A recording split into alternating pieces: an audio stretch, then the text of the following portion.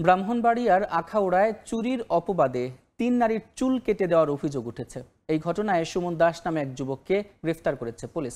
রোববার রাত 8:30টার দিকে আখাউড়া সড়ক বাজারের হাজি নূর মার্কেটের একটি দোকান থেকে ওই ৩ নারীর বিরুদ্ধে চুরির অভিযোগ তুলে SM ইলেকট্রিক কর্নারের মালিক সুমন দাস এবং তার অভিযোগী মা টেলিকমের মালিক মোহাম্মদ রাব্বি। পরে ওই ৩ নারীর মাথার চুল কেটে দেওয়া সহ তাদের মারধর করা হয়। এই ঘটনার একটি ভিডিও সামাজিক মাধ্যমে ভাইরাল হয়। এই ঘটনার বিচারের দাবি করে মিছিল হয় আখাউড়া পৌর শহরে। পরে সুমন দাসকে গ্রেফতার করে পুলিশ।